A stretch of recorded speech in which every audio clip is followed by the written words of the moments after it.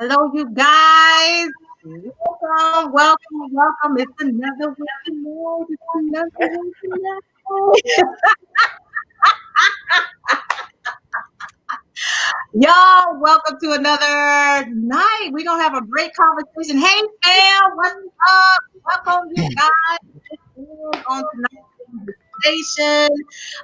This topic, Shot Candy Skingy Maid, Chastity, she sent this to me, and I thought it was a great conversation. Actually, somebody sent it to her. So I was like, we got folks watching y'all. So we love you back, sis. So y'all like, share, comment, tag, get in on tonight's conversation. Playing house. How and basically, we're talking about the difference between how little girls and little boys are raised. Like, were little girls raised to believe in fairy tales and butterflies and playing house, playing with dolls and playing with dollhouses and having this fantasy about, what it is, you know, to have a house and be a wife and all this stuff, whereas the boys have a different perspective. So that's what we're talking about on tonight. This is gonna be real interesting to see what we doing, and how we think and how we feel about the whole situation. So Well, first, let's talk about that opening. I like that. I know. I feel all official. We working out some things, baby. I told you, baby, we working on some things, baby. So Clearly, she be doing things and she don't be letting us know, y'all. She just be doing them. I gotta work on it, baby. Listen. Hi, Epiphany. Hey, Horace. I noticed how you haven't called. I fed you, didn't I? Listen, okay, so let's go ahead and get let's get the elephant out the room. Okay. So y'all, Pip was here and we all went to dinner. Okay. So just know that that's somehow gonna get involved in tonight's conversation. Be ready for the drama. From Pip saying the horse trying to run her over with the truck to Jeff, where were you? You always say, Piff, whatever you need, I'm gonna protect you. You weren't there, bro. You were not there. This past weekend. Oh, I was drunk from Friday to Sunday in Virginia Beach, so you didn't want me to help, bruh. I'm trying to tell you, Jeff. There's your side, my side, and there's the truth. Jeff, they went out to dinner. I said, Epiphany, what you want? She said, the menu. I did not. Jeff knows. All I can say is I picked a great restaurant. That's all I'm going to say. Amazing. I've been to Jeff's house and he was like, what do you want? What do you want? I did not ask for a whole lot at Jeff's house, did I? So boom. No, you didn't. Jeff knows I'm not like that. Huh. You can tell them lies. All right, let's commence. All right. So, Towns, I want to hear from you because we've heard, you shared with us your background about your dad and, seeing how, he was kind of a free spirit kind of guy. And it really influenced you in your approach to dating and relationships and stuff like that. And what you saw as a child growing up. Part of what we were talking about is the whole show is the difference between little boys and how they were raised to just kind of be free and live your best life and do and as it was said to me, rack up body counts, just women here there versus the irresponsibility of just do what you want to do versus little girls playing with their dolls, playing house, and the way we were raised to keep a house and know how to clean and cook and keep a house, and the difference between those two, how does that impact our ability as males and females, especially black men and black women, to come together? Because traditionally, I know for me, traditionally, as a little black girl, I grew up watching my grandmother be like the ultimate homemaker. but she enjoyed doing that. It wasn't a job. She really enjoyed doing that. But I also noticed the difference in between how my male cousins and my brother and the mindset that the men had towards the boys versus us as girls growing up. So yeah. Want to tackle that? Yeah, go ahead and tackle that. Well, listen, all of that, what you said is true. You know, our affirmations, our validations are different between men and women. As I say, when I would see my dad was still a public figure. You know what I mean? Right. So I would see him like, "Hey, Dad." He's like, "What's up, boy?" And he keep going. You know what I mean? He's out here. And the thing I will say though is, you know, I had my granddad and my uncles, which was important. But you know, first thing my dad would be like, "Hey, boy, you hitting something? Are you screwing?" And that's usually what you're getting from your uncles. So the first thing you doing, you looking for that affirmation. You looking, even when you not, you like, "Yeah, Dad, I just had this chick and I had that chick."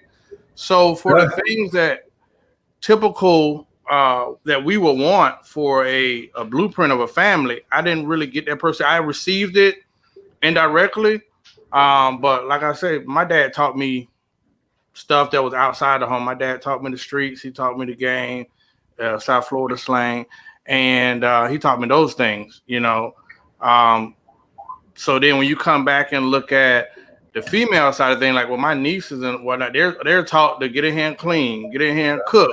You going out the house? Get y'all fast ass back in this house. You know what I mean? That's it. So it was different for us where we were allowed to roam. And even when my mommy, God bless her dad, she understood like me having different women. It was no big thing. You know what I mean? It wasn't like it was something she frowned upon. You know what I mean? So it's interesting how the validation and affirmations are different between the two species. How did that affect you as you grew up and as you got older in your relationships? How did that affect your relationship dynamics, or even the relationship dynamics of the women that you know in your life that you saw that had that different mindset? How did that affect you being able to come together? I think like anyone, when you find something that you want to keep, you know what I mean? Forgot that lyric Gucci Man had, but girls are like buses. Next 15 one coming. And when you were a young man, that's how we thought. You know, me, especially 10 years ago, me, physique and, you know, with what I had, girls are like, women meeting different people comes and goes like it's nothing. Jeff can, you know, meeting people is nothing. So you don't really value a relationship or a friendship or a woman because it's nothing. You know what I mean? As compared to when you finally let somebody penetrate and get into your personal space where you penetrate as in your mind, Jeff. Right. I see your face. But when you actually lay down enough to get naked with someone where you trust them, you give them that insight, leave the words alone, Jeff. This is too easy. Once you get to a person where you're intimate with somebody enough where you trust them and you give them some sacred space, then you start to evaluate the fear of losing somebody. So that's what kind of makes you get into a place to say, okay, this is who I want, or this is something sacred to me. Now I need to learn the requirements of what is required for me to keep that person in my life. So that's what matures us a lot. And I think that's relative of man or woman. At least that was for me. But my traumas, it wasn't until I met someone that we had those conversations that I felt safe enough to explore. And at first, eventually, I rejected it. But now a lot of conversations we had made me realize that I did have traumas. I had issues because before I was like, she crazy. I'll be all right. But then when I started to actually check myself, I think that's the most adult thing that I ever did, was to look at me and have accountability. Gotcha. Jeff, what do you want to say before I wanted to get to this question? Go ahead. To address, there were two comments that were made by a crazy person. We do not give her any plight, but she actually is correct for once. That's one time. Even the broken clock's right twice a day. When it comes to children, I firmly believe that boys, like you said, G.I. Joe or whatever, my figuratively, my son If I see him playing with Barbie, I'm going to break it. I am.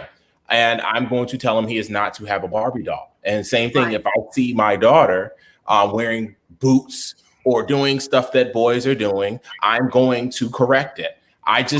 My thing is, that's why, and I'm sorry if I'm stepping on a certain community right now when I say Right. this, but Speak that's your why truth. some people nowadays are so confused and they call it gender identity or Right. whatever the terms are. And I do this not to mock, but I'm trying not to offend. That's why there's Right. a lot of controversy of people saying I identify this way or this isn't right. It's even gotten so bad that I'm not even going to get on the bathrooms right now. But what I'm saying Right. is, But you're focusing on gender roles and ensuring that there's a right. proper balance in gender roles between a little boy and a little girl. That's what I'm saying. I'm And not how saying you that. raise your I just know children in my is household, as a parent. my Right. household is going to be traditional in that sense. You are not going to be, you're not going to be, my son is not going to be watching Powerpuff Girls, although that is a funny show. You're not going to be watching Barney and Powerpuff Girls stuff. That stuff is soft and I don't like it. And what happens is when I say these things, I have family and stuff that'll say, well, that's toxic. That's teaching them the wrong thing. But yet these boys are growing up these days and stuff, and they are punks. They're not ready for the world, and they don't know how to take care of a woman or a family. And that's why. Comments. Well, who made I think that Candyman? there's a lot. Somebody A lot made of it. I said But it. we're talking about the difference in how people raise their kids and how it affects their relationship dynamics, and that's his perspective. I want to answer Terrell's question. Do you think that girls are given and taught to love by taking care of home, while boys need to check emotion, get money, protect, and lead? Basically, they're not allowed to.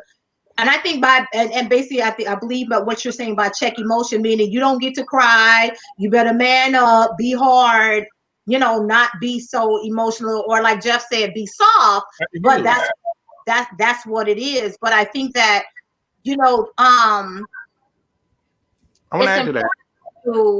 it's important to talk about these dynamics and how little boys are raised versus little girls, because I'm confused by not talking about children publicly, but you put them out there publicly. But anyway, but but I think okay. Bruh. Names and all. Names and something. all. I don't play that. Dr. Hill. So yeah. Most of us are, but let's be honest. Most of us have grown up in faith-based homes, whether it's Christian. The religions aren't too far different, which teaches us the man is the head and the woman is the body. So in theory, the man goes out, he provides, and he's the head of the household, while the woman, is the person that takes care of the home. I don't want to offend anybody, but that's how we were brought up. At least that was the blueprint that we seen coming up. I think now you have so many different conversations coming on with the independence and the focus on Black women have been discriminated.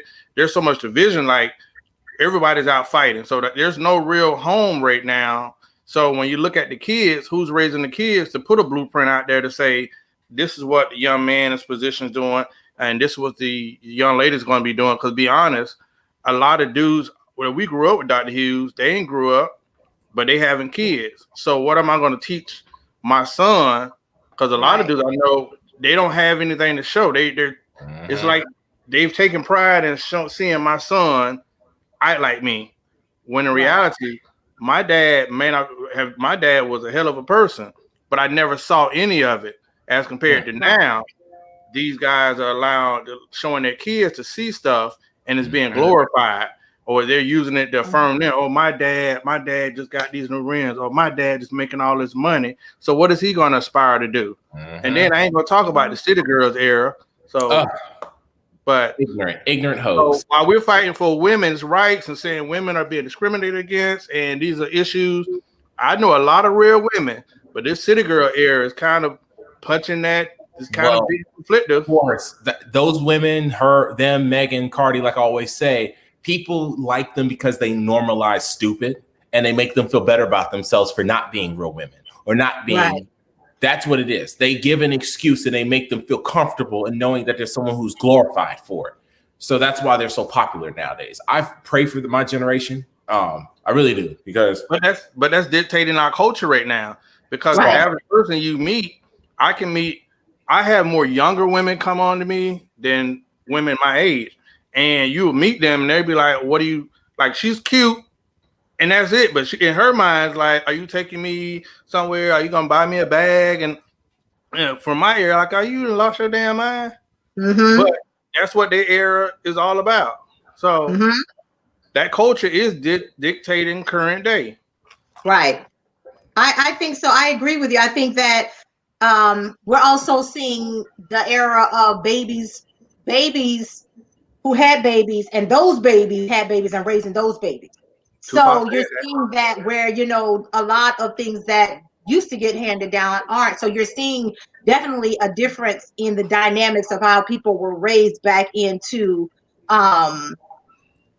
back versus when you and I, you know what I mean, grew up. So Piff, get in there, Jeff. Candy said her only rebuttal to you is that most chefs are men. So that is true, because I know one.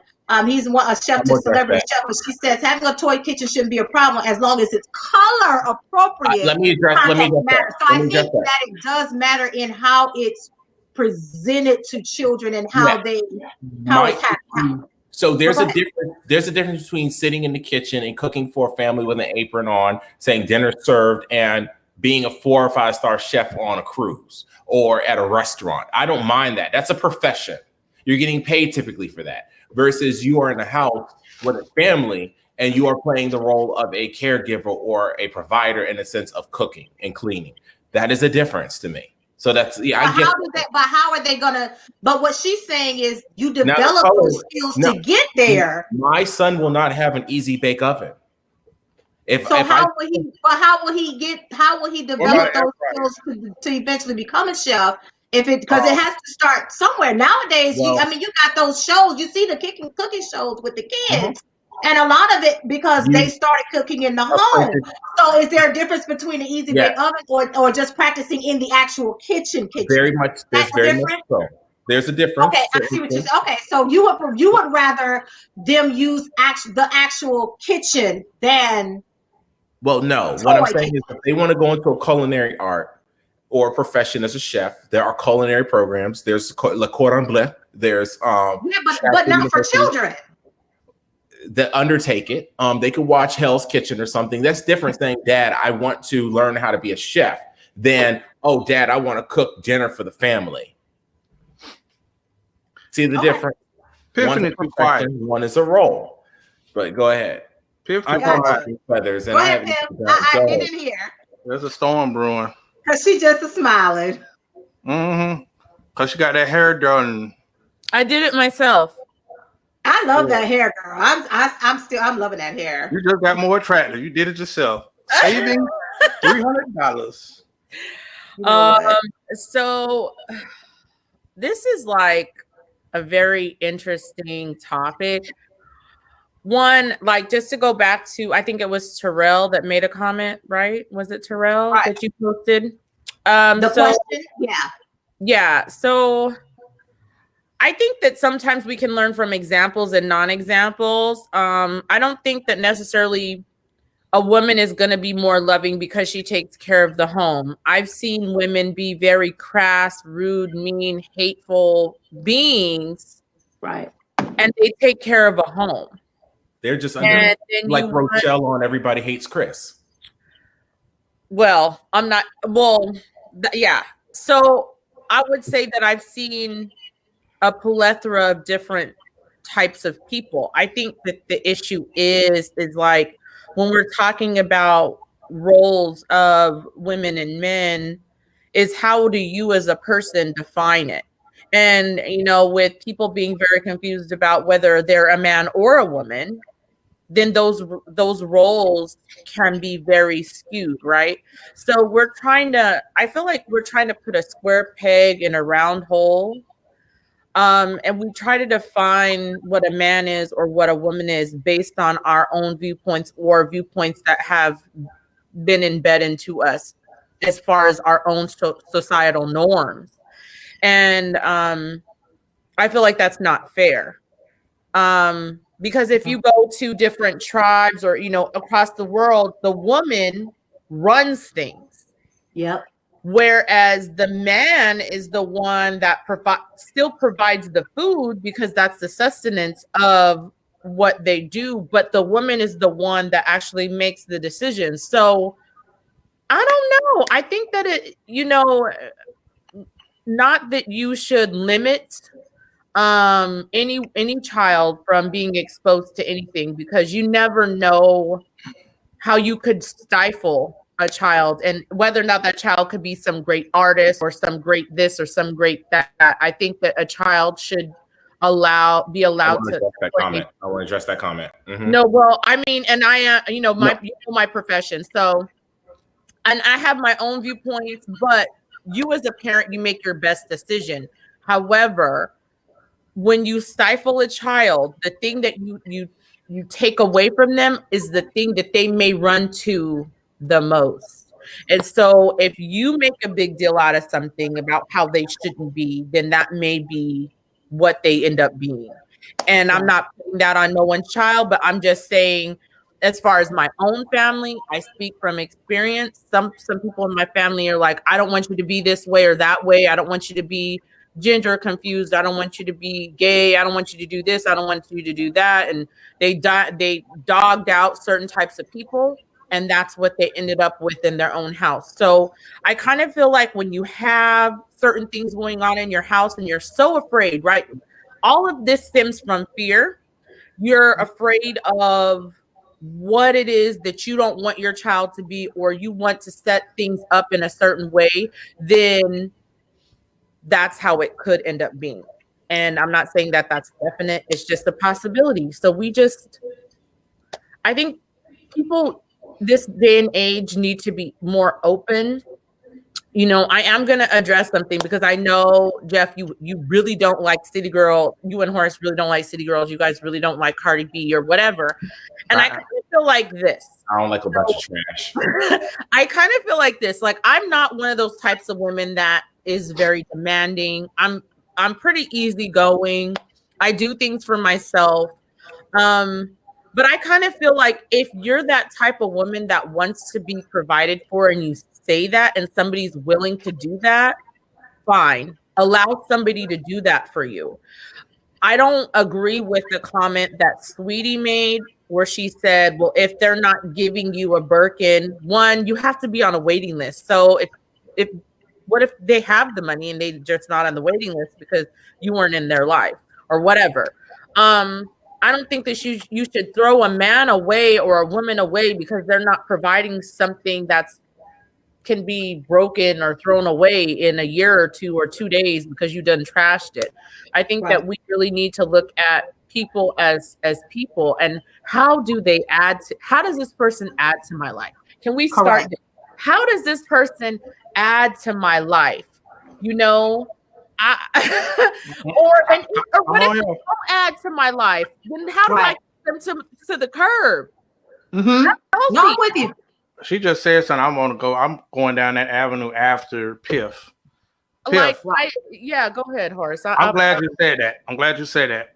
First, I want to make a correction. I don't hate the City Girls, Cardi B, and all those as entertainers. I hate that they are dictating our culture, and that has been the image that most young girls and teenagers are picking up. That's the influence. I'm gonna interject. We can go back to the 90s. And we can talk about CeCe Peniston, and she's talking about finally it happened to me. And there's a whole bunch of teen pregnancy. So we're not going to talk. We can talk about every generation having bad influences. There's always going to be that bad influence. They were outliers. Cardi and them are normalized. No. And they have innuendo. No. Nobody knew what CeCe was talking about. I don't know who. Yes, I never even heard City Girls tell it. And whoever you just talked about, I've never heard of them. So well, I'm sure if you heard the song, you'd be like, oh yeah. But I'm just saying, in every generation or every culture, there's always prominent someone that is giving a bad example. I don't care. Look, Marie Antoinette, bad example of what a woman was. I don't know who these people are. Marie Antoinette she's a famous. Okay. From Fix. like Anyway, Take that off. 14th century. Take She that off. way she done gone way into history. But I think that Listen, I mean sorry, all I of you keep are Dr. making getting Hughes, very hold valid up. points, and I Hughes. think that at the end of the day, what we're talking about is how each generation of how people are raised, of how our children are raised, manifests differently when they become adults.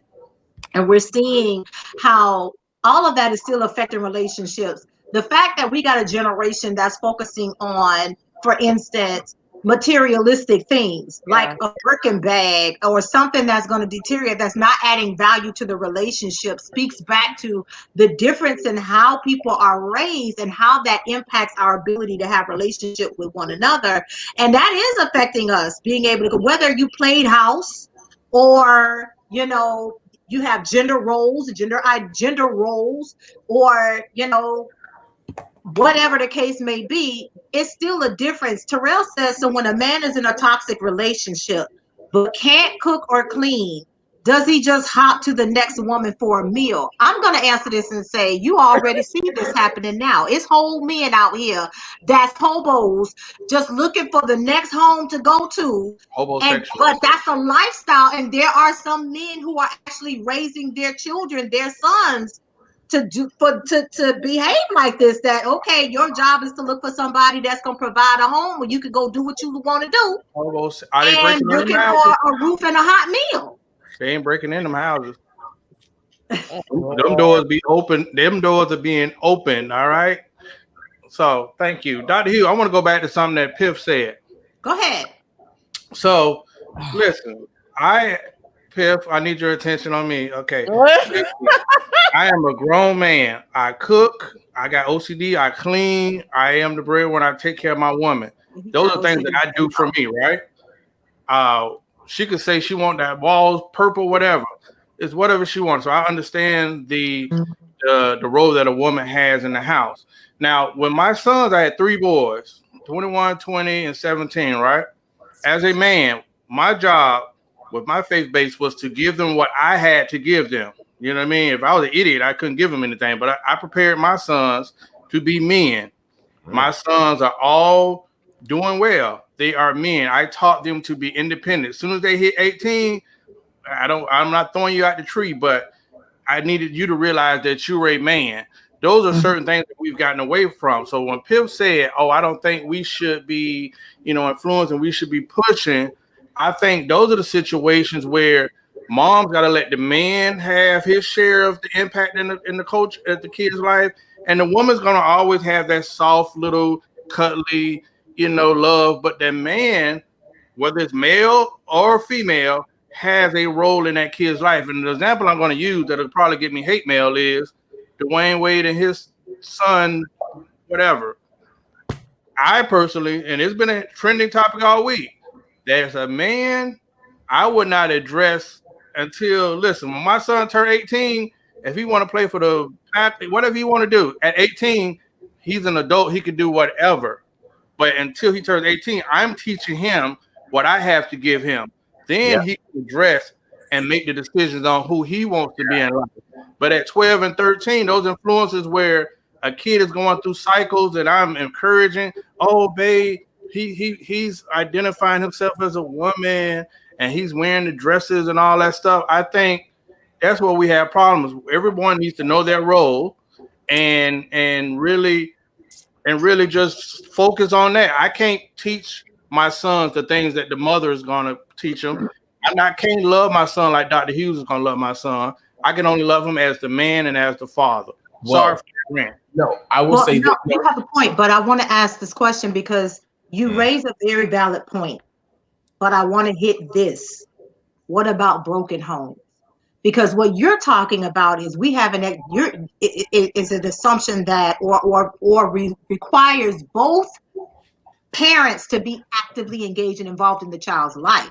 But we have a whole generation and lots of people raised off of single parent homes where both they don't have a father or mother, and there's a propensity to question other people's motives when they try to be that father figure or mother figure in that child's life to provide that balance. And again, all of that affects our ability to come together in a relationship. And so creating triggers and creating trauma and creating things that creates a divide.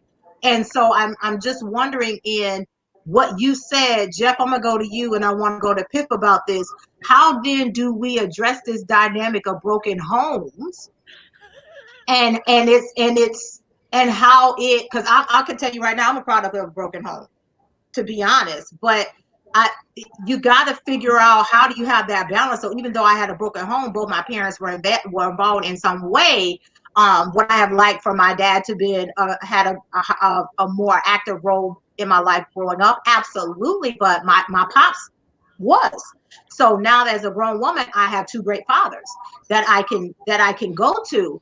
But everybody does not have that dynamic. So just wanted to bring that in, because that makes a huge difference in, again, how children are raised and these gender roles. And what you're talking about, Horace, let me tell you something. You and I both know, growing up in the Black community, especially down here, as you talk about Dwayne Wade and Zaya, the moment that child said that they identify with this, we would have said, so if you identify with a dog, you telling me you want to be a dog?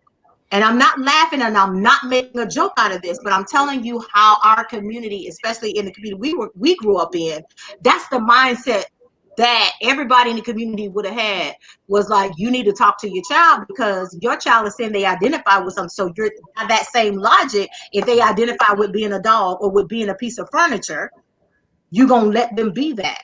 Because at this point, who's the parent in the relationship? That is what we would have been told.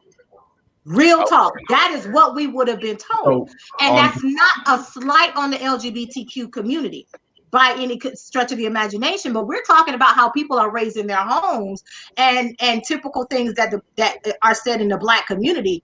That's what would have been said in our community. I was gonna touch on that. That's where you walked into what I was gonna say. So regardless of what your background is or your preference, it's societal norms now. Nowadays, like literally, I went into some mall or something, and I saw that they had gender neutral bathrooms. And I literally made a comment out loud, what the hell is this? And I got blasted by a lady and her kid, and was like, oh, you're teaching hate. What? I was just confused.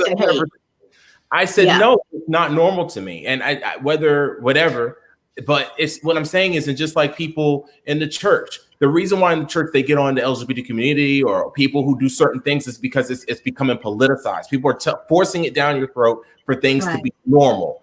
And not everyone's okay with that. The transgender thing, everything. So that's all it is. And that's why I said, so now it's to the point where, for instance, if you tell a kid, if you hear me telling a kid or my son, you cannot buy that Barbie doll, you will hear people get upset and say, that's ignorant. Don't teach him that. That's wrong. No, I have a right to tell them that I don't do that. That's your child. That's your child, correct. Unfortunately, society, feel like a lot of people are forcing it down your throat that you have to be inclusive, you have to be tolerant, you have to be inclusive. But the way that I think is, no, not necessarily that I always agree with everything. I don't, but I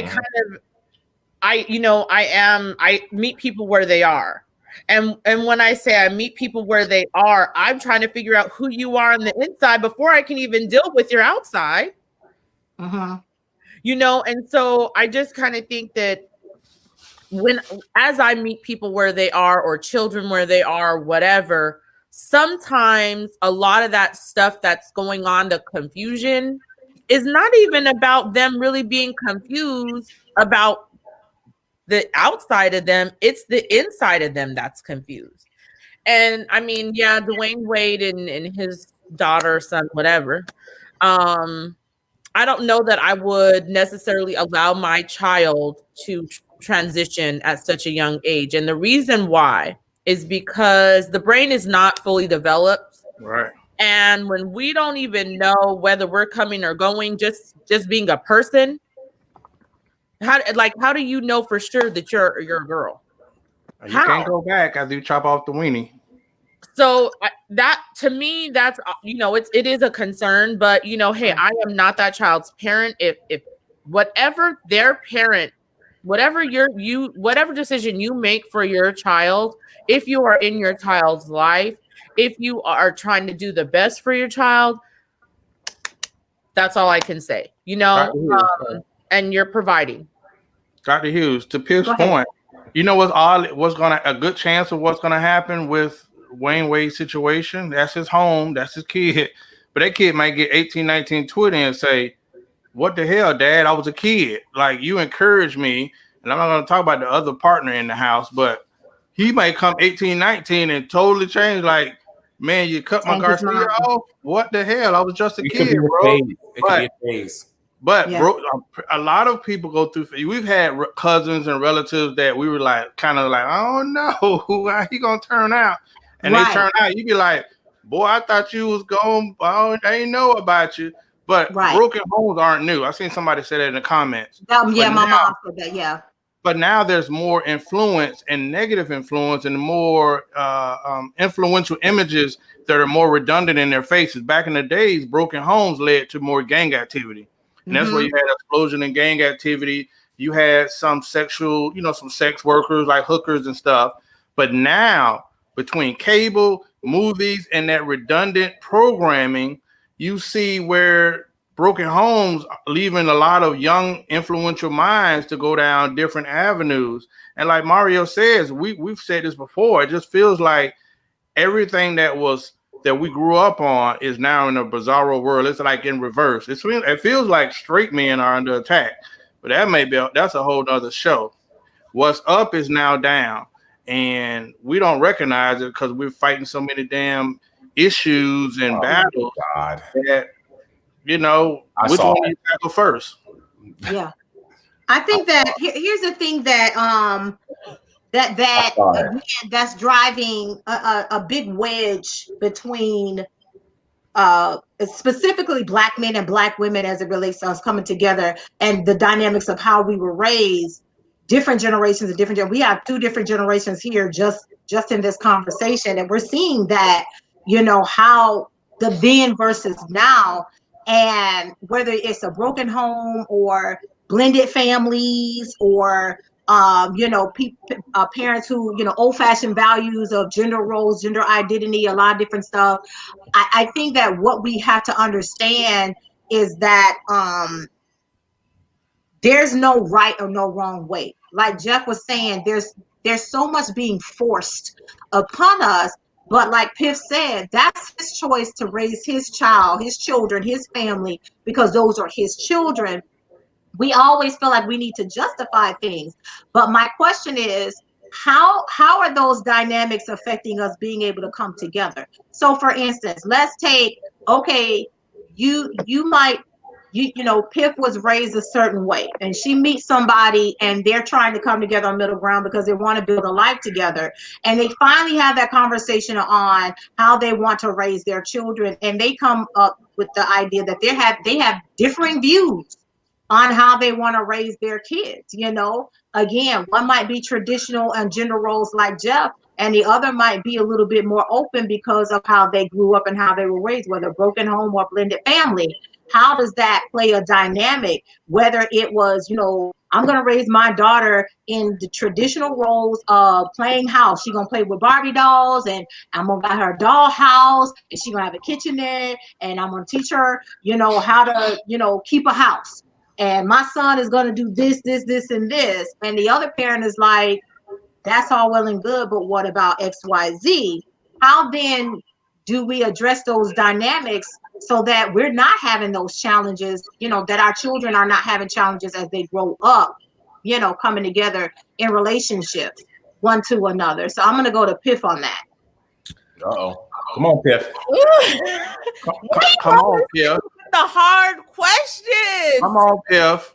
Come on, you the teacher. Come on. You've been quiet tonight. The fellas have been real strong on tonight's topic, and I haven't been quiet. I said my piece. I held it down. I felt.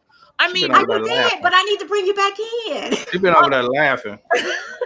Listen. I got my giggle on. No, but for real, coming together. Like I've said, from me, Dr. Hughes. You and I, we had that bomb talk. We had our own little black ass conversation.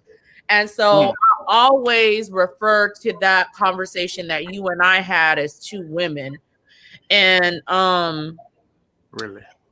yes, because we identify as women and we're not changing. Okay. I didn't know about it. So so it was televised. Don't do that. Anyway, I really think that it comes down to like you said, having the conversation. And then if you can't come to that middle ground, knowing who your person is and knowing what you can and can't deal with. And I think it takes a very grown person, a very adult person to say, man, I know I love you to death, but we can't be together. And that's the thing, Horace, that I've never said it out loud, but I really respect you for you always talk about your relationship and how you had to walk away because of X, Y, or Z. And you say it wasn't because I didn't love this person. It's just that we couldn't come together and be on the same playing field. So I really believe that it's important for you to be on the same playing field. The problem with today is, like you said, no one is really guiding our children. And so, like I said last show, the day of reckoning has come. His name is COVID. And people are having to raise their children. People are seeing what they're dealing with and they don't like it. And that mirror is here, right? So the problem is now that mirror is here, they want to say, oh my God, this can't be my fault. It's so-and-so's fault. It's this person's fault. But that mirror just sitting in your face, knowing what you're going to unleash onto the world may not sit well with you. And now's the time to change it. You have the time to instill those values and those great thought processes and those logical things, those norms that go within your family, those things that are okay within your family. You have the time to impart that in your children. And I think that people need to take that time out and do that. So I hope that that's the answer you're looking for, Dr. Hughes. But yeah. It was wonderful for me, Piff. You know what? You're just terrible.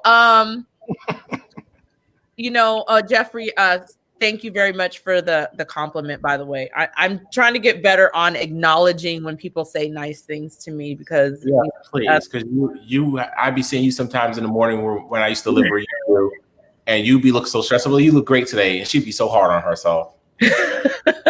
She's mean to me, so I just take it as love. But I want you all to have a blessed night. I gotta do another endeavor later, so thanks for the conversation. It was very helpful, and I have family messaging me saying that it was pretty funny because a lot of stuff that I'm saying sounds like what they taught me. So yeah, I think that, absolutely. Thank you, Jeff. We appreciate you. You're a busy man. He's got 2 shows tonight, you guys. So we appreciate him for showing up. Radio earlier, so Lord have mercy. I need another one of these. So we have some great comments tonight. That cup, like, where did you get that cup? I'm coming over to get my cup. That cup you got, I'm coming over to get it. Yeah, I've been looking at it. These are the Code Red cups. No, I want like 8. Just put them aside. I have like 12 of them. I will hold them. Yes, go ahead, Horace. All right, Jeff. Now, to Epiphany's point, and thank you for that compliment, Epiphany. You know, I just love when you pour into me other than cussing at me and stuff. I do not cuss you out. Don't do that. But to her point, she made a highlight about a decision I made, and that one of the most devastating decisions I ever had to make. And I deal with it every day, you know. But that is something, when you came up with that conversation, those people shouldn't date, because the people that are going to get hurt in those decisions are the kids. So me and Piff talk, and we talk, and she's like, I'm not big on, if I'm a religious person and she's saying, oh, I don't want the kids to go to church, or I don't believe in the Bible. There's certain issues that you can't be that far apart on. You know what I mean? Right. So before y'all go, it's shameful. Before you start having kids, you should have a conversation. But it seems like we're in an era where people have kids and then establish everything after that. But we're in an era of people who they don't intend to have these kids. because they have an unprotected sex, and think about the consequences after the fact. And I think that's a huge dynamic in where we are today, That's in right. the fact that people are just making reckless decisions. They're in the moment. I want to feel good. I want to fulfill this desire. I want to do this now and think about the consequences later. But then they don't understand the full ramifications of the weight of those decisions. And so again, we're seeing that, and it's kind of like that kind of thing is handed down, and now we just got, again, we're just seeing this. I think that's just how we got to the city girls thing, and how we have this great divide. So That's this, why I don't let women rush me. That's why I don't let women rush me in the bed. I'm gonna shoot that club up, so I get the need to get to know you before we go down this road. I'm shooting the club up, but I need to know you. I need to go down my checklist and see if you are worthy. Get him right now. If you are worthy of this ride that you're about to experience. Okay. Whatever. So listen. Here's the thing though, Horace. Like at the end of the day, when you're, God, I hate when you go crass on me because it just drives me bonkers. Anyway, I just think that honestly, when you're doing all this stuff and you're encouraging all this manly stuff, right? At the end of the day, man, you still may never know who you shooting the club up with. I think it was on your show that I heard someone say it was on this show. It was Troy. You marry somebody and you divorce somebody different. That's true. So you can shoot the club up with somebody and you can have a baby with somebody different. Write that check. mm-hmm. It say write that check both ways. That doesn't mean it's just the woman. I'm talking about there's some crazy men out there too. So I think that there's crazy individuals out there as a whole. And so you really have to be careful. Like I said, who you interact with. I need to know who you are on the inside. And before I can even deal with the outer person, because the outer person, don't use Google enough. Huh? Y'all don't use Google enough. I would tell people, y'all meet some dudes, and I'm hurting the game. Look, go and Google some court record, find out where he stayed at. Need to make sure he was born a dude, because this is what we got to do as men right now. Make sure he was born a woman. Y'all don't Google enough. Do some background. Don't be talking about Dr. Hughes. You heard about him? No, you get on there and get some official record checking. You know what I mean? It's a lot of homosexuals out here. There's a lot of people out here that look like they rich now because of that COVID money. Y'all have responsibility in this Google era to make sure you know who you are, who they are. At least make an effort, because people out here ain't who they are. It's girls on IG on boats on Sunday, and she going home to sleep on her auntie couch. Mm-hmm. Yeah, I have heard that. Or the mattress is on the floor, no furniture in the house. $40. Honestly, listen. $40. There's so many things I really just can't even believe they really happen, but they really be happening. And I'd be like, and I don't know why, but I really have my mind be blown. You what? My mind is like always blown. I'm like, really? When I pay about $60. I think though, but I think that in all of what we're talking about, the difference in, male, female, boys and girls, and how we're raised and what we're seeing in this generation and how we interact with one another in relationships, it really does we're definitely seeing some differences in generation and how the different generations are raising their children. But I think of a lot of that has to do with how those children come about being. And so we're seeing multiple dynamics that affect our abilities as men and women, because affect how we come together in relationships, whether it's platonic or intimate. And, to Horace's point about, doing research and different stuff like that, it is true, because back to your point about, with Dwayne Wade and Zaya and the decision and maybe and parents allowing how we're raising children, gender roles, again, how we're raising children and how that affects relationship dynamics. and us coming together, that child might decide later on that they don't want to be a girl anymore, or whatever the case may be. And like you said, Horace, you got to find out if this woman was born a woman or did she have some type of procedure, because that can also affect her ability to come together in a relationship. I think that gender roles, because that's pretty much what we're talking about, gender roles as it relates to how boys and girls are raised in the home, that affects how we come together in relationships. And again, I'm not just talking about intimate relationships, but platonic relationships, because some people are a bit phobic. They feel how they feel about gender roles, and it absolutely affects their ability to connect with other people. But when we start talking about, black men and black women coming together to connect in relationships on any type of level, a lot of it goes back to how we were raised. What was life like in the home? Especially, Horace, I think Pip, we pre-social media, era. We pre-internet. You know what I'm saying? We didn't grow up texting and in social media and being tech and all that. We grew up, you connect with each other on a human level.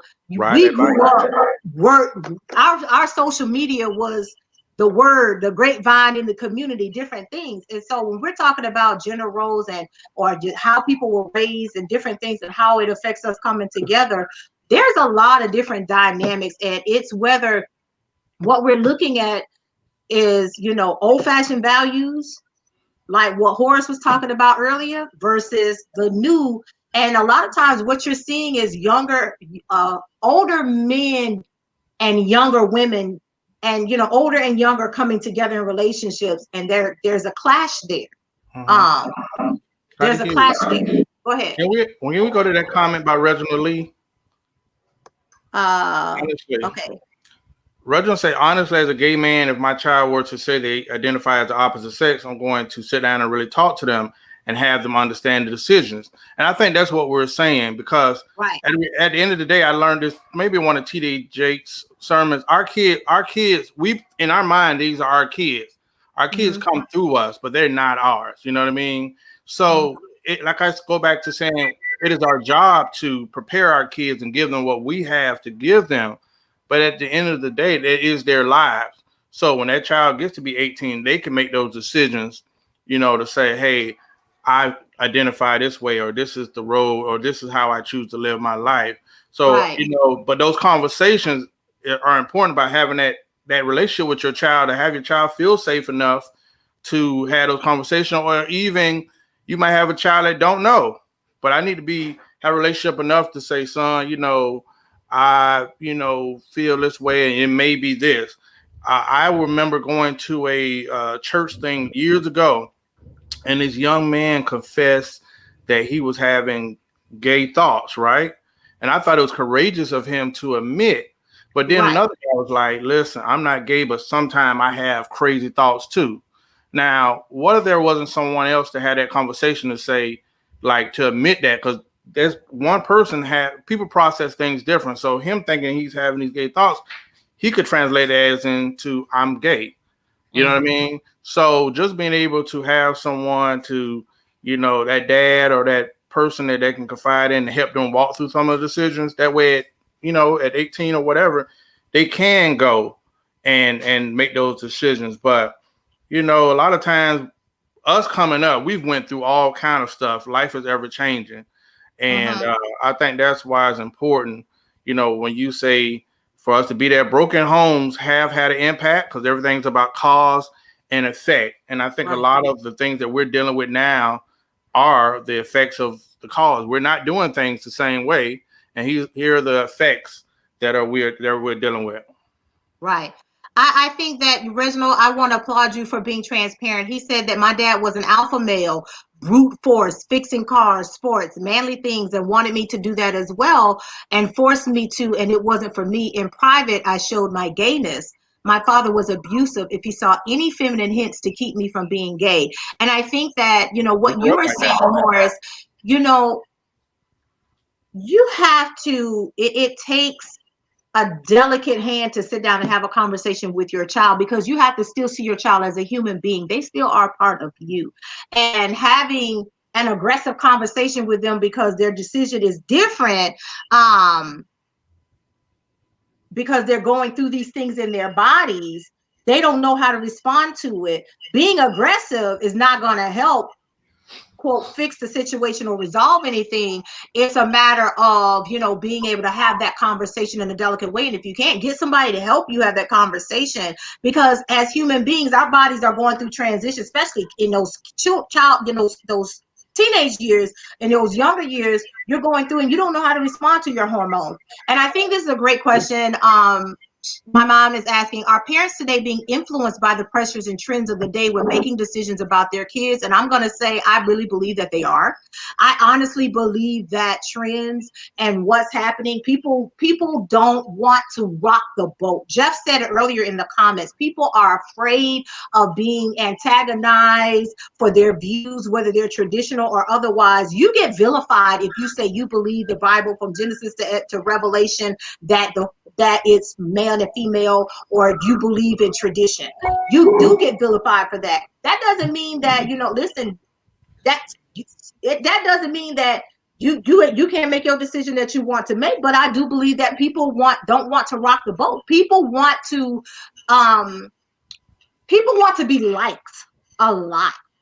And a lot of that is affecting why people are hiding who they are. And they will go through life with a beard. I know a guy right now is on the down low. This man got married, has a kid, and it's just, that's the whole lifestyle. And he's getting coached on how to maintain this lifestyle. So he has a beard for this over here. Then he has a beard for this because he wants to go to these different types of sex clubs and all this other kind of stuff. And you need somebody for that.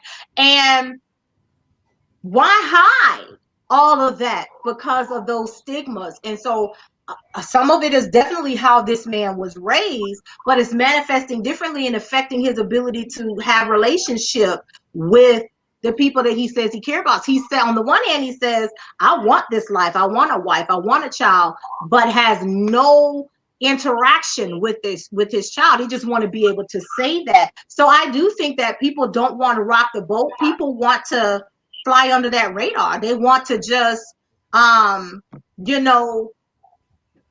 hey. Try to hear it. I think our solution is I think our biggest solution right now in this era that we've gotten away from, and we don't realize we're doing it when we try to, I can give 1,000 examples of it, but we don't respect other people's lives. We don't respect other people's decisions. I'm over here, like, I don't agree with the Wayne Wade and his son and all that, but that's their home. You know what I mean? That's their home. They're going to have to deal with those consequences if there's some to come from that. But America right now wants everybody to think the same. Everybody is trying to make everybody align with how I think. I'm conservative, but socially liberal, because you know what someone wants to do with themselves, their lives, their bodies, their business choice. And I think that we've gotten away from that. I was telling someone the other day, they had a post up about Republicans. They was like, I want to know who's voting for Trump. And 2 people stepped on that post and they shared why they were voting for him. And they got attacked. And then I'm like, see, that's why we missing is like, hey, I know you don't agree with it, but they were open to have a dialogue. That's the decision they're making. I think we just need to respect everybody's viewpoints, because our backgrounds shape our perspective. And there's a difference in how I was raised may shape my views. I think we just overall need to respect the next person's home. Hey, I might not have to agree with you. I might not even like it, but that is your choice. I need to respect you as a man or woman. And I think we're getting away from that. And the second of all, I don't think we're doing any parenting right now. I think that the TV and in the entertainment industry has a lot of trendy. I think there's a lot of people doing trendy stuff where we're doing what's cool. If someone wants to say this, people are doing that, as compared to our moms. Like, I don't care what's going on outside this house. That's them. This is us. I know with my generation, I say it all the time, I got a lot of dudes that I hustled with and I knew they're still out there hustling and they still out there having kids. And I'm like, bro, what are you contributing? What are you bringing? And then I say, you don't love your son. I almost got in a fight when I'm like, you don't love him because you could be hustling and doing and providing. That's what you need to do. He don't need to see none of that because you're his first hero. So what is he going to grow up to want to do? And that's going to affect his ability to have relationships with women and anything else, because what he see his dad doing, he's going to see that as the norm, and that's it. And I think that's part of the issue. Like you said, we don't have parenting happening anymore like what we used to see. Again, when we grew up, we had different dynamics. Even if we were in broken homes, we still had different dynamics. You know what I'm saying? Even if our homes weren't broken for long, or we were in blended families, we still saw different dynamics of what it was to be raised, and all of that affected our ability to relate to one another. But I think that we don't see a lot of parenting happening. Piff, what are your thoughts? We're gonna get ready to close out, but what are your thoughts? And we didn't shame others either. You know, like, just to speak to what Horace just talked about is like accepting people's differences. You know, as we try to make everyone fit in this one box, right? Everyone needs to accept that if you get pregnant, you have to have the baby, or everyone needs to accept this or accept that. Everyone needs to be the same. And it sounds to me like, you know, we're trying to bring back Hitler. Mm-hmm. You know, it's just that deep for me. Right. I think that when we talk about certain things and history repeating itself and not really understanding, when we're all trying to be the same, we're all trying to have the same ideologies, mm-hmm. and the same this and the same that. And like you said, Horace, yes, we do need to be accepting and, you know, of certain things. But at the same time, we don't agree with a lot of stuff either. So how can you have both? Mm-hmm. How can you be accepting but then not agreeing? Well, you mm-hmm. can. You just accept that you don't agree and then move on. But instead, we're trying to pass Supreme Court laws and overturn constitutional rights and whatever it is, or we have an opinion and we don't exercise our freedoms. And I just think that there's so many issues in our country today. So there's just so many, from people not being able to eat in the richest country in the world to people just having too much and not knowing what to do, you know, and just doing just the dumbest stuff. I just think that people are just lost. They're just really lost. And I don't really even think it's just searching for the next big thing. I think it's just, I want to be relevant. Mm-hmm. And no matter what it takes for me to have this relevancy with people who don't even matter to me, I'm going to do what it takes. Right. And so that relevancy is important to people, right? We have become narcissists in our own society where we're mm-hmm. focused on the wrong thing. We're so busy looking outside in the world and how the world is viewing us on Instagram instead of turning around and looking at the hot mess in our own home. Absolutely. Right. So I think that it's important for us to kind of take a step back and view ourselves and just reflect, look in our own home, clean the kitchen up, wash the dishes, whatever it is. I'm not saying everybody got a dirty house, but I'm just saying we need to really fix what's going on in our homes and how we would fix it, not how someone else told us to fix it. Now, if you truly don't know and you ask your homegirl, your homeboy, I think it's okay to say your homeboy, whatever, your person, right? The person you pick to get help from, that's something different. But people infringing on your freedom and your rights, this is not okay. And it's time for us to step up and be the people that we want to be and stop being this, I'm viewed as this, because that is a lie. Just be real with yourself. Right. I say it, girl. Yeah, you did that, girl. The spirit moved me. What a word that was. What a word. I can't stand you sometimes. And we have.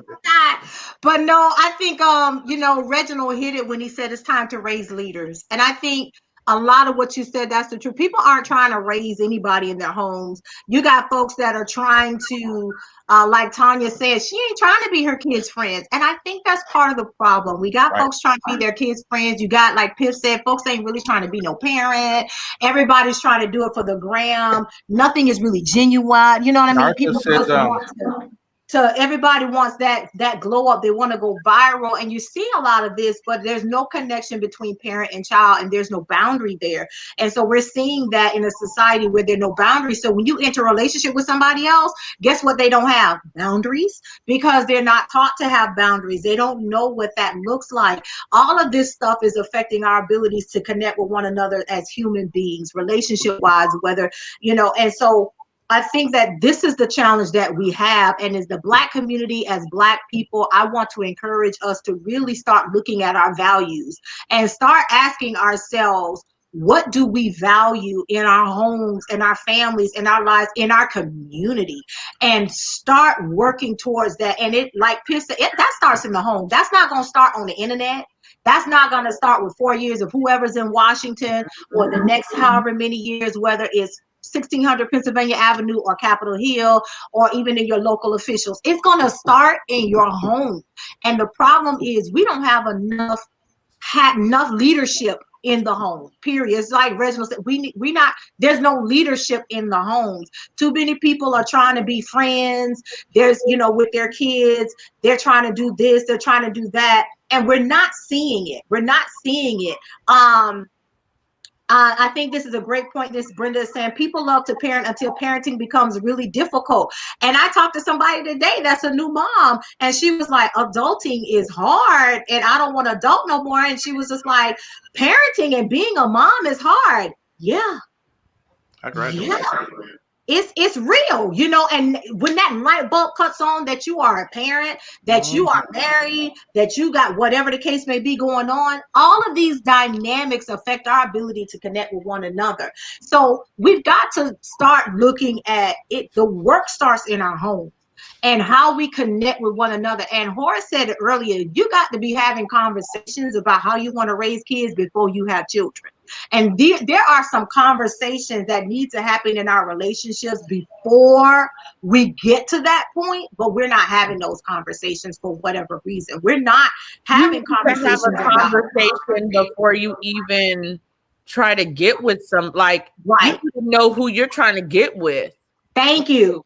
Like, I like, realistically, we're walking around judging certain things because we're looking at the truth on social media. Narcissism. That's what it is. We're just to repeat it one more time. We're walking around believing the truth on social media. I don't know. I didn't know the ghost, the spirit was gonna come through this show tonight, Piffany. Listen, listen. One thing I can say between the two shows, by doing this show with you guys, I have grown and it's been therapeutic. Some of our conversations have been impactful for me. Doing the show with my fellas has been impactful. And one thing I focus on is Chris. Saying the date doctor, you will address him.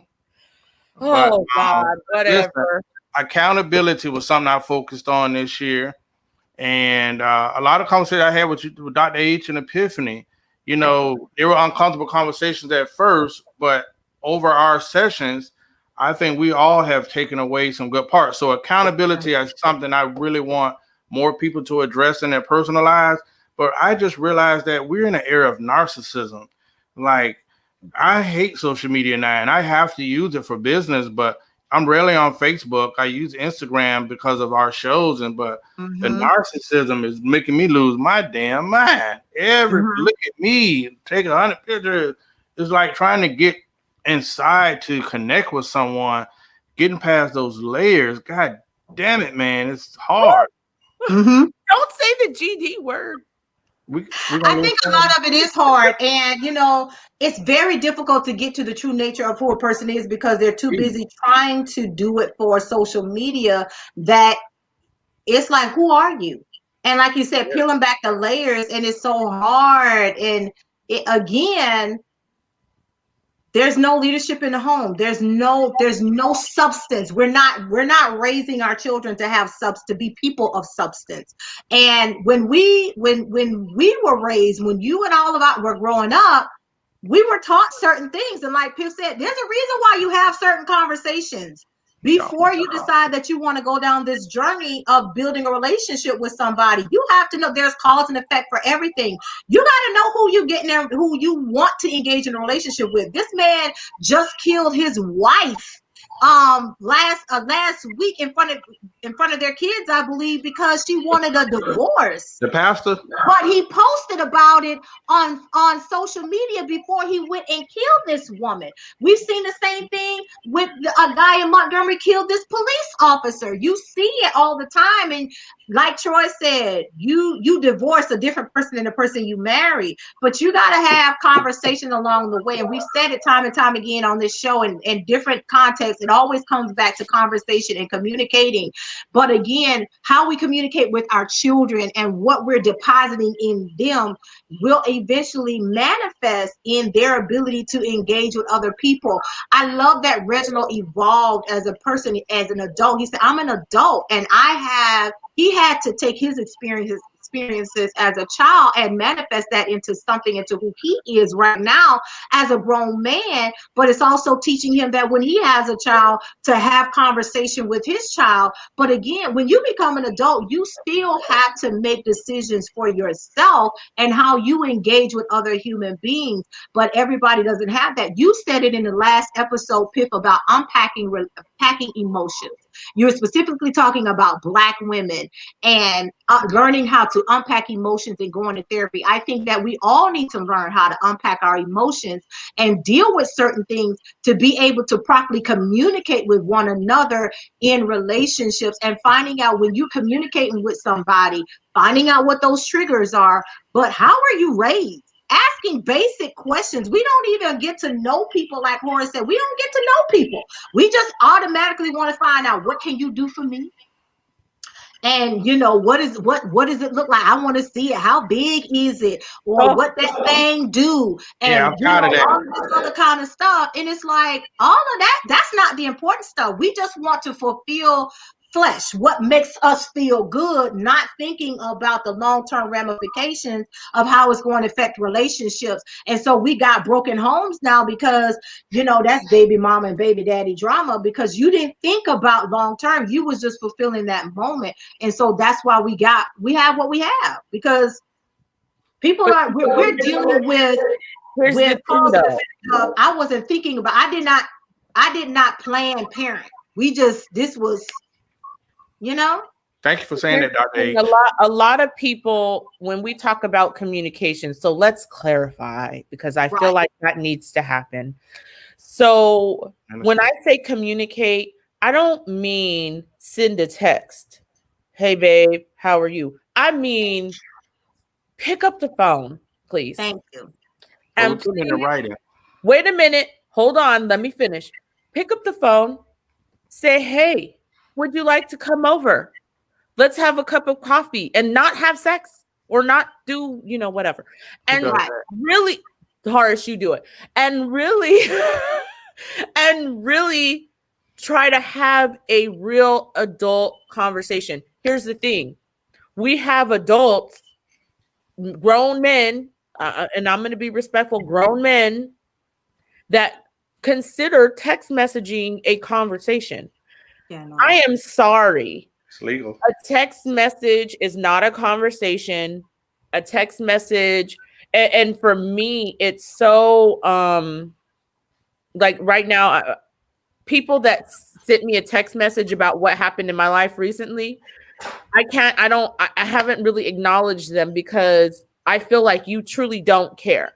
If you care about me, you're going to go the extra step to listen to my voice, to have an understanding of what I'm going through, and vice versa. If I truly care, I'm going to call you, or I'm going to reach out, or can we break bed, whatever it is, but we don't know how to communicate. Right. We don't. We're sending text messages trying to fit as much in as we possibly can. Stop doing that. Right. We need to actually put social media down, put the text message, put all the electronics away, and really give yourself to somebody, because this is why we have failed relationships. You didn't take the time to do that. Right. And so now you're married to the devil. It don't matter if it's a man or a woman or whoever, but you have married Satan himself, and you don't know how it happened. Right. Because you didn't communicate, you didn't ask the right questions. Right. You can't even start fixing the kids before you fix dealing with Satan himself first. Mm-hmm. Mm-hmm. You gotta deal with that first. Go ahead, Horace. I want to take credit for Epiphany being on fire tonight. I feel like I've really been influential. She's came back from South Florida. She is so refreshed. I just want to point that out before I add my comment. But to your point, right? I will say this: communication. When you're man and woman, we overlook the importance of communication. See that person you're dating. See if you even have the ability to have communication. Some people cannot communicate. I was one of the people. Listen. Now that I look back, I was like, yeah, boy, I was kind of hard to communicate with. But also with text messages, there are a lot of times that I've had arguments come from text messages, all because the tone of it. I'm saying one thing and they're receiving it another way. I'm like, well, no, I was just saying it wasn't how I meant it, but somehow that text message got received differently. Correct. And now we got an argument. So I'm saying you got to make sure that you guys can communicate, and just as far as you communicate, you need to know that you guys that your partner has comprehension skills. Oh Lord, yes, Lord. I agree. I think that and everything that you said, a lot of this is, we got to start teaching again leadership in the home, as well as how we talk to our children sets the example of how to properly communicate. A lot of how we interact with our children. Listen, children are very intelligent, intuitive creatures, and they pick up so much so fast. Yes. And how we interact with them and engage with them, we're setting the tone for them and how they function and go through life. And a lot of it is, again, creating those boundaries, teaching them certain things that helps translate into how they interact and interact with other human beings. And so whether it's oral communication, text messaging, emails, that kind of stuff, a lot can get lost in translation. There is nothing like hearing somebody's voice, because you can hear their heartbeat, you can hear their passion for what they're saying, and there is no reading into what somebody said when you can hear the voice. I get that people like texting. I understand it. I'm old school. Talk to me. There is nothing. Sometimes we don't want to talk. You're already mad. Let me tell you something. I don't know who J String is, and then I'm gonna address a couple other comments because people are saying stuff to me in the comments, and so I feel like I need to address it real quick. So Jay, you're absolutely right. Speaking is not the only way. However, that is the way that you communicate with me. That's what it is for me. To everyone in the comments that has said something, or I'm on fire. Brenda said, Piff can make you see Jesus. I don't know about that. But I do use a lot of I have like slogans for every year. And so, 1 year was I'm allergic. Another year was something else. And so, and for a long time it was I'm tired of your shenanigans. And so there's certain things that I utilize all the time. But, Brenda and I go way back. And I will say, when we talk about communication again, just to go back to that, for me, it's if you talk to me. And like right now, I have a few people, like I said, in my life that just want to send me text messages. That is not it. That is not, I'm telling it to the world. For me, I don't do that. Now, let me tell you something, y'all, about Horace. Oh, no, we not. Let me tell y'all something. I have tried to train. So Reginald said, teach people how to treat you. I'm going to answer that too. I have tried to train Horace in the way in which he should go. I said, Horace, I need you to call me. Horace will say, okay, I'll call you, Piff. Horace doesn't call. Horace doesn't check in. Horace doesn't do all these things. But then he'll give me props on the show. Y'all just don't know. He be treating me dirty dog bad. But when we talk, everything is They be on the restored. phone for hours. Thank We you. do. I'm not a player, Reginald. I'm not a player, but you know, You're a player. like when I want your time, I want your time, and that's it. And so Horace knows that. I have trained him with that. So when he does call, he knows better. He knows I need at least an hour. 2. Horace, our last call was not 2 hours because you had to get off the phone because you were going to some meeting. They've been longer. They have been, but No. I'm just saying. I love that I made these connections. Hallelujah. Well, actually, to be honest, I'm only on the show because of Jeff. Remember? Jeff. Yeah. It's Jeff. Yeah. So, I mean, I wouldn't be here if it wasn't for Jeff. So I'll give Jeff his I sure did. I asked Jeff for another female for the show, and she brings a great dynamic. And I told him exactly what I was looking for, someone to bring this dynamic. And we shared a lot tonight. And I love Piff's dynamic tonight on the perspective, because in getting to know her behind the scenes and, what her home life was like, and coming from someone raised out west, is that considered Southwest? Yes, Southwest. And Horace and I grew up together in the same hometown, and Jeff coming from Texas, now he's in DC, and we got Memphis in the house with Trey Amazing. Shout out to him tonight. He couldn't make it. We all bring a different dynamic, and having those different perspectives, I knew exactly what I wanted for the show. And we all bring this different dynamic because she sees things differently as an educator, but as a woman, I see things differently. We all have a different point of view, and we all were raised differently. And bringing that to this conversation helps us see that, our expectations come from something. It comes from somewhere. We're all raised differently, and how we connect with one another. Horace and Pip give each other a hard time, but baby, when I tell you, y'all got to understand behind the scenes, there's great friendship developing there because we all genuinely care, and we all have different perspectives. So I know String, and when he was saying about communication not being all verbal, he was talking about that nonverbal when you look at a person and their body language and their behaviors and stuff. And that can only come if you're doing. Now that works too, because there's some days I know I need a hug. Correct. So, we have to layers of communication and how we come together as people.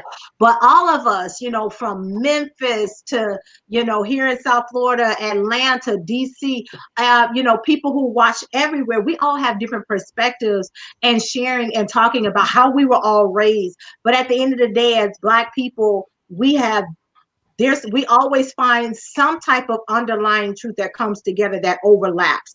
And yes, we do. We make a great smoothie, and we go down real smooth and good, baby. We good for your soul. We good for you. And that's what we do. And we really just want to appreciate the audience so much for riding with us. And, you guys bring a lot of great energy. Thank you, Chastity, Candice, Kiki May. Please thank your friend that sent it to you, that sent this topic to me. I have a great one for the next show. Our next conversation is going to be after dark. It is going to be on Friday, November 13th at 10 o'clock. And Trey Amazing is going to give us next week? No. Oh. 2 weeks. 2 weeks Friday. We got some time. So mark your calendars for Friday, November 13th, 10 o'clock p.m. We're going to have an after dark conversation. Y'all know the Horse Towns is probably going to show up here in some smoking jacket, looking like white or something. That's Friday the 13th. Yeah, it's right after Veterans Day. I don't know how I feel about that. I don't like Friday the 13th. Because you're from Mexico? We love y'all. We appreciate y'all. And we'll see y'all on the next show. Thank y'all so much for tuning in tonight.